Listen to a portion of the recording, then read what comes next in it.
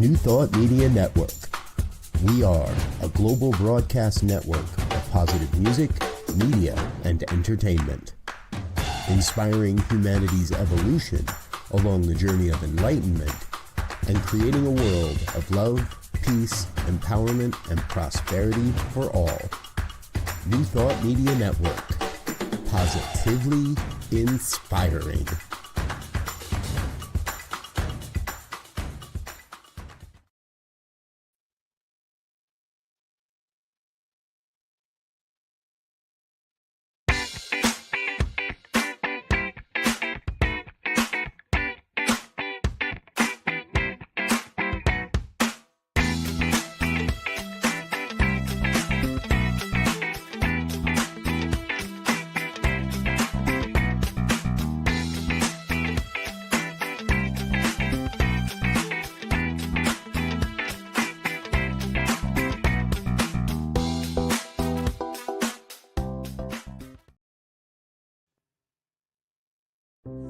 What if you had a place to return to every day for peace, clarity, and connection? The New Thought Ministry of Prayer offers live morning and evening prayer, along with a growing library you can access anytime. This is a space for reflection, renewal, and real spiritual practice, rooted in the understanding that something greater is already alive within you. You are welcome here. Join us live or watch anytime. The New Thought Ministry of Prayer, part of the New Thought Media Network. Come, take a moment for what matters most.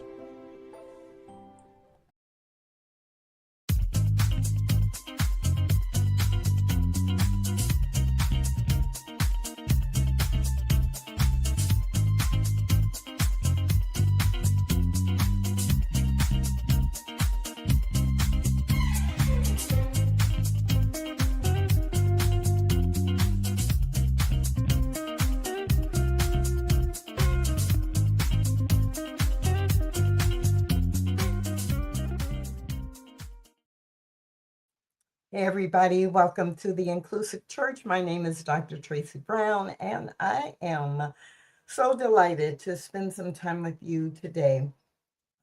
Some short time with you today, 30 minutes or less. And the theme for today is about what happens when we as leaders in spiritual communities ignore our responsibility to respond or to address issues and opportunities. So let's back up just a little bit, and just in case this is your first time hanging out with us here on the Inclusive Church, two reminders I always try to remember, and those of you who've been with me on a regular basis, you could probably say them as well as I do. Number one, I use the word church for Inclusive Church deliberately. A lot of times in New Thought, we don't use that term because we have some old archaic ideas about it, or we have been wounded by the church and we haven't healed our woundedness. And so since the pandemic especially, we've been able to remember, recognize, and accept that the church is not a building. The church is a collective of people who are coming together to study, explore, practice, and share some common spiritual grounding or spiritual beliefs. So I deliberately use the word church. And second, today especially, I'm going to be using the word leader or leaders in our churches a lot. And so when I'm saying leader or leaders, I just want to remind you that I am not limiting the definition of leader to ministers, that all of us who are involved in creating, building, sustaining, and growing a thriving church are leaders. If we're leading a ministry team, or if we're serving on the board of directors, or if we are participating in developing strategic initiatives, or if we're teaching a class or doing prayer for people, we are, and many other roles, we are the leaders that I'm talking about, whose responsibility it is to be inclusive. So if you are on Facebook or LinkedIn or YouTube, please feel free to use the comments or the chat simply to say hello and let us know where you're dialing in from, as Wayne has done and is doing. And throughout our time together today, if you have any comments or examples of when you have observed what I'm talking about or when you have done what I'm talking about, then feel free to use the chat to add in your comments and your questions at any time. So today's theme is ignoring responsibility. And where did that stem from, or what am I talking about? So in the book Stained Glass Spirit, there is a chapter that is titled, Oops, I didn't mean to offend. And it's in the section that is titled Multicultural is Sometimes Messy, right? And so this chapter, Oops, I didn't mean to offend, really gets us into recognizing where that fear about offending comes from. And there are a number of sections in this chapter. And there is a paragraph I'm going to read. What especially concerns me when leaders within spiritual communities find themselves in situations where they have offended others and there is a cultural element involved. What concerns me are three things. One, ignorance, not in a pejorative way, that just people don't know what they don't know, or they're ignorant about what is a norm or an expectation in a culture different from their own. Number two, immobilization, that leaders get stuck because, or immobilized because they're so afraid to offend that then they spend more energy trying to protect themselves from making a mistake instead of taking action or actions that would help them learn more about being effective with people who represent different cultural norms and needs. And then the number three concern is ignoring responsibility. And that's the one that I want to focus on today. And I'm pretty much going to read from the book, Read and Chat, Read and Chat, Read and Talk, because I recently was in a conversation with several people, and I was just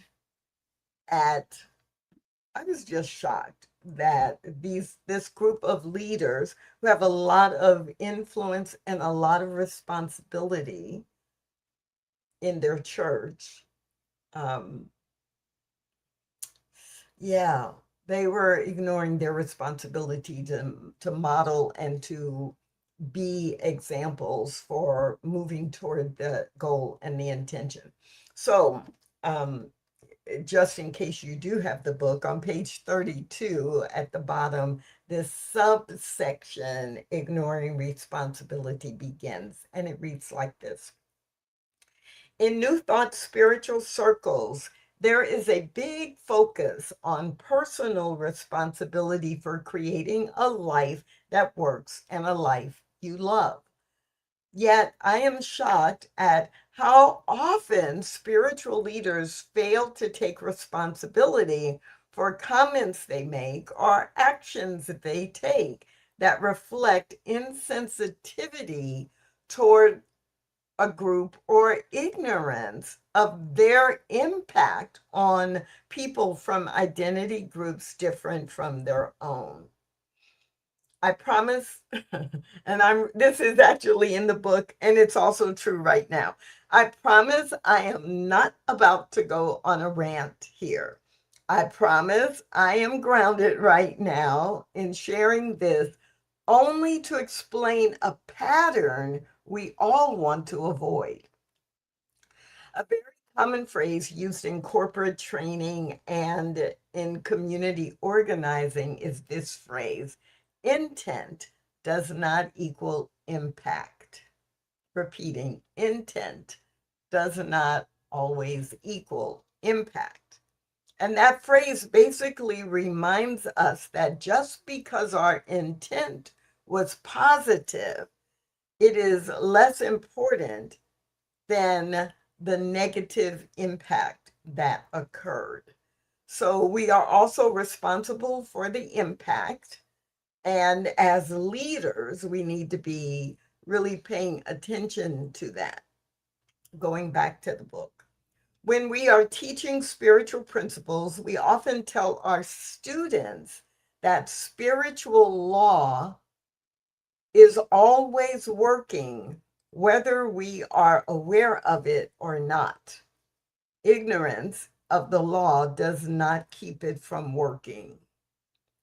In the context of diversity and inclusion, ignorance of the offensive nature of a word we use or of an action we take does not make it any less offensive.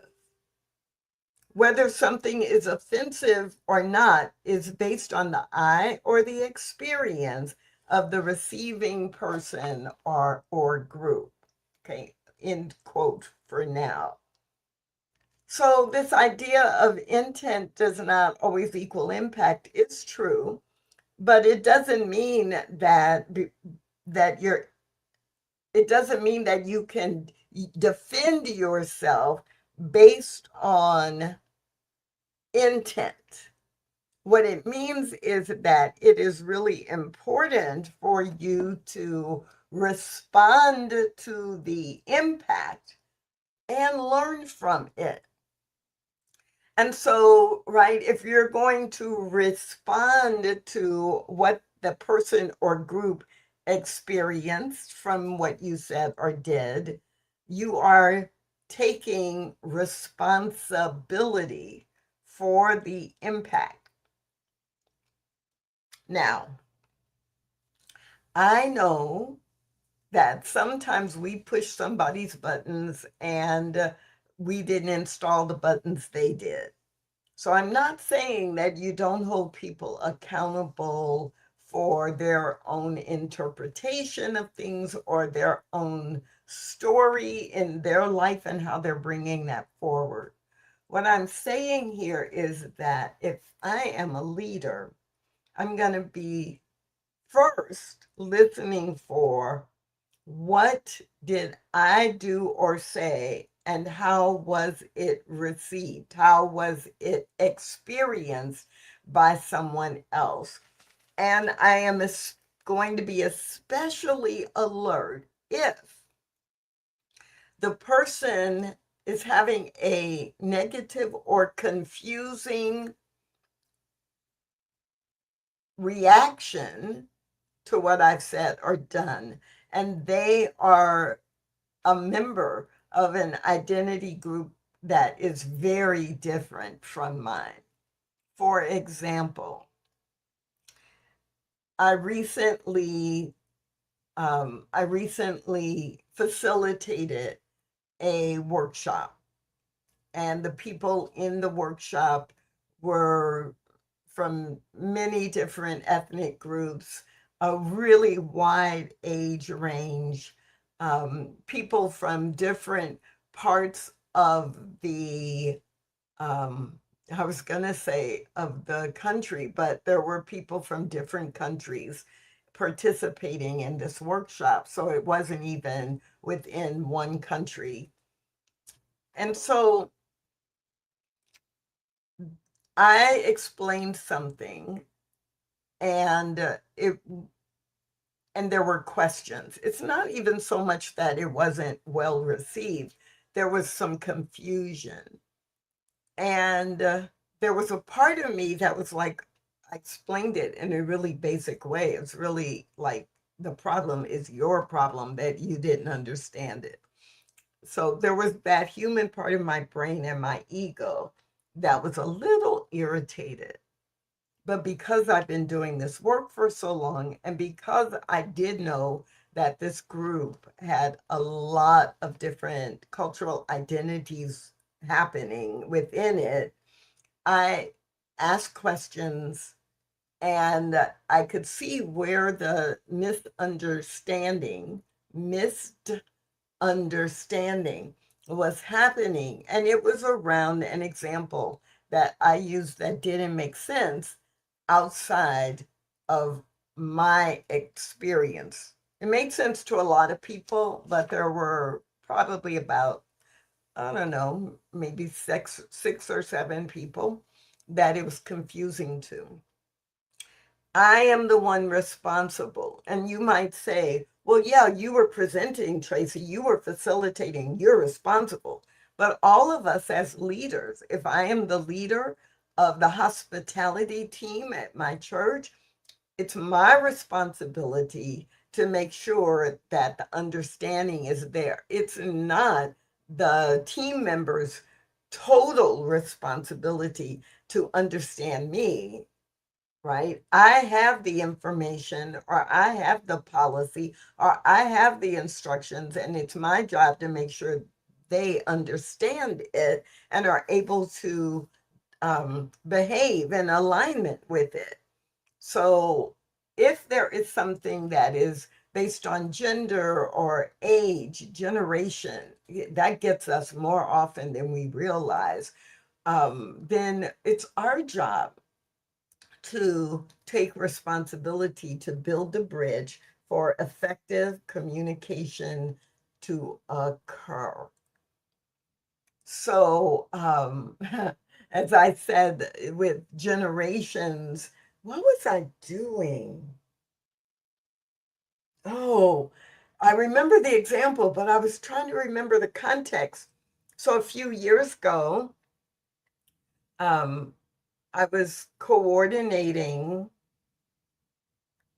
a series of weekly messages, and there was a team that had 10 of us, and we were distributing, we were writing, creating, recording, delivering a message every week. And one of the people in the group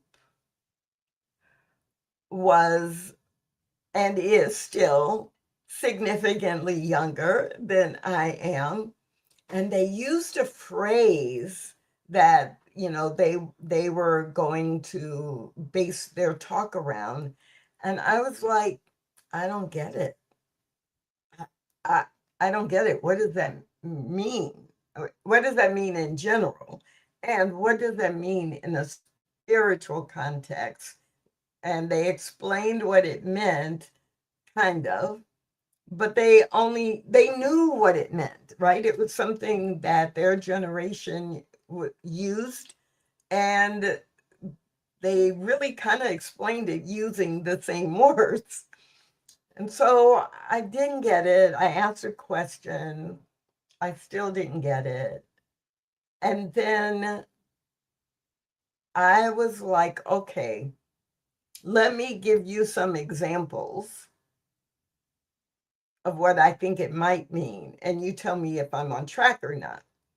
The first example I gave, I was so not on track from their perspective. I'm like, okay, so it doesn't mean that. Let me try this example. And on the second one was closer, but not really good. And the third example aligned. But I could have just said, no, we're not, no, you can't use that phrase or that topic or that theme or that title because I don't know what it means, or because people in my age group won't know what it means, or because it doesn't make sense to me. But as a leader, it was my responsibility to build the bridge. Now, in this case, I was able to do that. We were able to do that together, but it would not have happened if I didn't take responsibility as the leader of the team to go beyond my comfort zone and to go beyond what I knew or even understood after it was explained. And that may sound like, oh, I don't have time to do all of that. Like, we've got too much to get done. But when I reflect back, that was a 5-minute conversation. It felt like it was 25 or 30 minutes because it was hard for me, but it really was probably 5 minutes or less, including coming up with some different examples until I really understood it. And when that presentation was actually delivered a few weeks later, it was fabulous. So we as leaders have to get beyond our comfort zone and beyond what we are familiar with and what we know in order to do right by our audience, as Wayne is saying, but also, in addition to that, to do right by ourselves, because the world is always changing and growing. And every time I meet people who have a different background than I do, or who process information differently than I do, I'm getting the opportunity to engage with another expression of God, of Spirit itself. And so I know that the world is bigger than me. I know that the Creator has created over 8 billion people, and each one is unique, and that the groups of unique people form or are part of many different kinds of identity groups. And so, how am I going to even know, understand, or recognize more about people who are different from me if I don't engage with them? If I don't take the responsibility to learn from them and not learn as a right and wrong, but learn as an expansion of my own understanding of multiplicity, of the multiple ways that Spirit expresses. Now, if you've joined in since the beginning of the call and you want to say hi, then please feel free to do that, as Marjorie has done. So good to see you, or I guess be with you. You can see me, but I can't see you, but I know you're there. So, and again, feel free to use the chat or the comment section if you want to add a comment or an example, or if you have a question. So I'm reading in the chapter from Stained Glass Spirit, the book, Becoming a Spiritual Community Where Oneness Does Not Require Sameness, from the section, Oops, I Didn't Mean to Offend, and especially the part that one of the concerns that I have is people who are leaders ignoring their responsibility to make the change. Lenora reminds us, older folks often say, well, you young folks won't understand this. But then they make a reference to something that's offensive too, because we should not assume they understand or don't understand, right? We don't know the actual experiences that people have had. And if we're the leaders, we're setting an example. What I love about this, Lenora, is what I love about the example, but I don't love when it happens, is this piece of you're not going to understand this, and then make a reference to something. Like, I'm dismissing you. Even though I know you're in my audience, even though I know you're in my class, even though I know you're in the sanctuary today while I'm giving this talk, for the next minute, I'm just going to dismiss the fact that you are here because you're not going to understand this. But I'm going to say it anyway, because what I want to say is more important than you understanding it, right? That whole subtle, unintentional exclusion by what we do and say, even though we may be the nicest, most well-meaning person in our imagination in the world. And we shouldn't assume that they will or will not understand. We need to do the work when we're preparing, if we're speaking or leading a class or doing anything where we're interacting, right? We're leading a meeting, then we have to do our work to think through the examples we're going to use. What words or phrases do we need to define to make sure everyone is on the same page or is having a shared experience? And we also need to be prepared that someone may say to us, I didn't understand that example.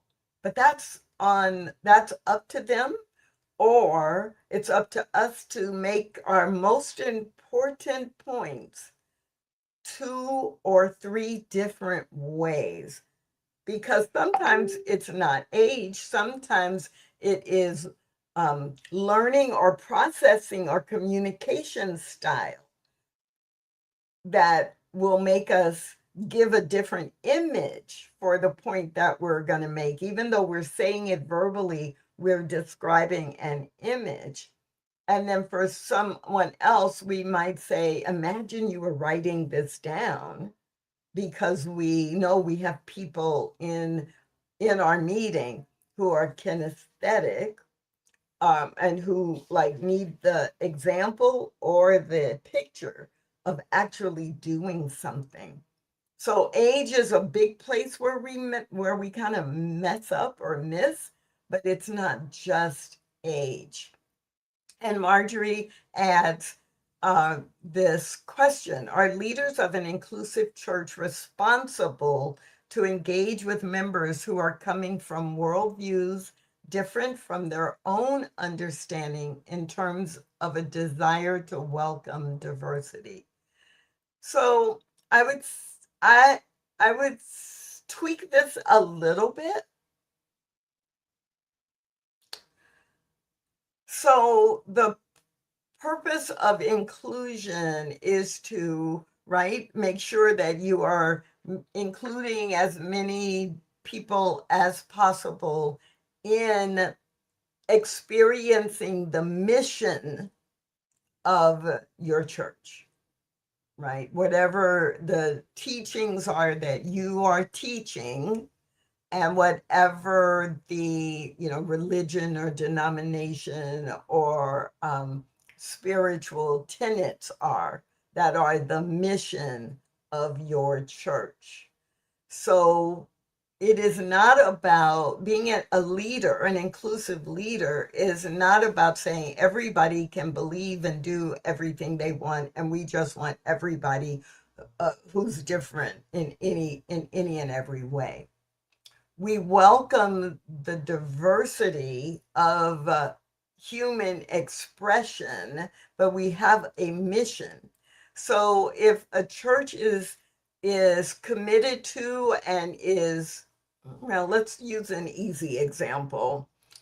If I am a leader at a church that is a member community of Centers for Spiritual Living, our mission is to teach and practice science of mind.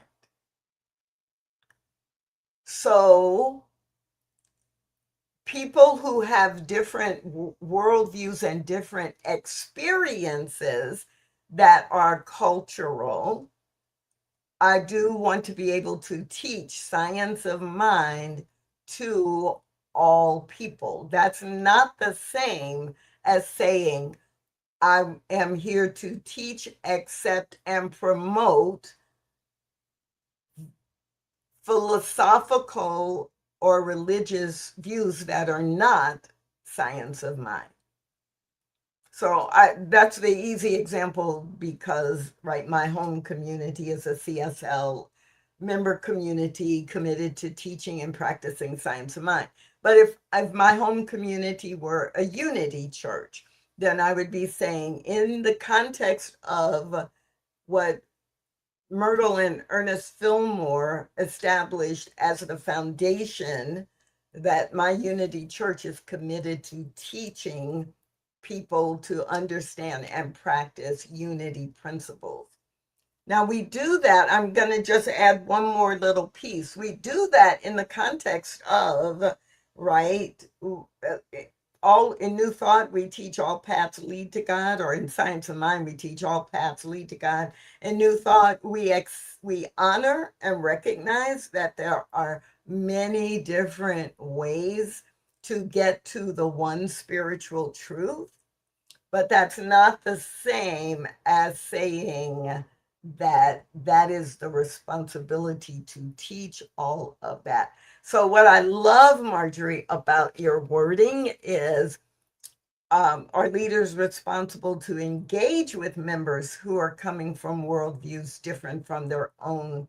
Yes, but not necessarily to agree or disagree. The goal is still to teach whatever that denomination or whatever that church is teaching, recognizing and respecting the context of other views. So this is a great question, and I hope I remember to go back and pull it out of the chat, because I think I want to write something about this. So I said I was going to go for 30-ish minutes, and after the introduction stuff, that gives me about 3 or 4 more minutes to go. So what else did Tracy Brown have to say about ignoring responsibility in the book Stained Glass Spirit? So near the bottom of page 33, in the context of diversity and inclusion, ignorance of the offensive nature of a word we use or an action we take does not make it any less offensive. Whether something is offensive or not is based on the eye or the experience of the receiving party or group. Typically, if someone actually lets you know you have said or done something that was offensive, it's probably someone you have either an ongoing relationship with, or they are a member of a key stakeholder group in your church. So failing to take ownership for your role in the conflict or misunderstanding is equivalent to telling them they don't matter to you. For example, this is not the time to be defensive, and it is also not appropriate to tell them, well, it's their problem, or they must have attracted this misunderstanding or this confusion, or, well, they must have a chip on their shoulder if that set them off. You didn't really mean anything by it. Like, it's your problem. Or they need to go and do their spiritual work so they won't be offended in the future when people say or do things with good intent. Yes, I'm rolling my eyes, but I'm not going to go on a rant. I'm just going to read how this chapter closes. While all 4 of these things might be revealed as triggers that are holding a client or a person back from their desired goals in the context of some spiritual coaching or counseling environment, when someone is giving you feedback about your behavior, you don't get to let yourself off the hook as if you are a superior spiritual being who never does anything that has a negative impact on others. In the realm of human interaction, we most effectively use our spiritual tools to support us as we navigate through the challenge or through the conflict we find ourselves in.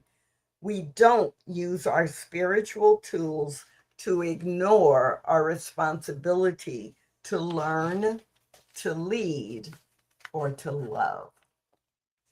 So I'm hoping that there was something here that you are like gonna think about, like, when I'm in a leadership role, what is it that I could be doing? And really pay attention to when you get defensive instead of curious about how you can build a bridge. And I think we can discuss this topic again, Lenora. Thanks for that. And perhaps lay members might have something to offer in the way of evolving the teaching itself. The process of teaching, yes, and the process of reaching people, yes.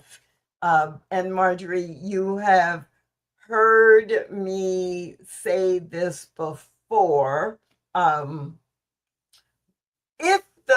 If the philosophy is teaching universal spiritual principles that are absolute, those are not changeable. They're absolute. They are the universal principle.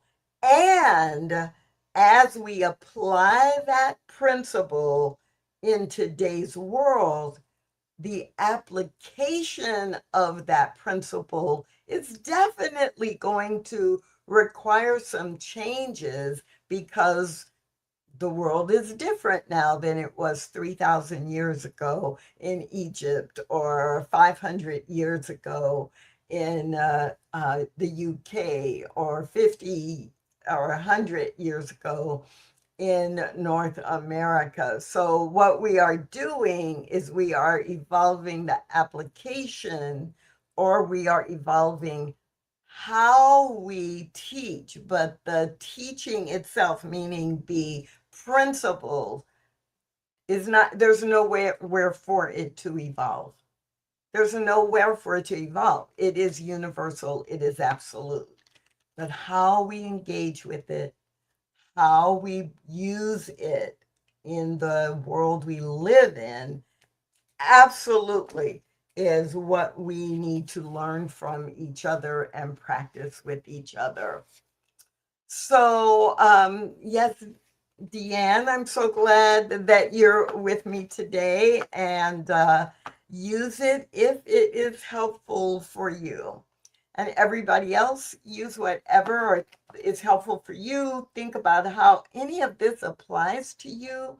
And for the next few weeks, I'll be turning to specific excerpts from the book Stained Glass Spirit so that we can all help to build churches where oneness does not require sameness. That is our shared goal. I will see you again next Tuesday or on a future Tuesday at noon Mountain Time, right here on the New Thought Media Network. Bye for now. Thanks for watching The Inclusive Church with Tracy Brown. Join us again next week at 12 noon Mountain Time.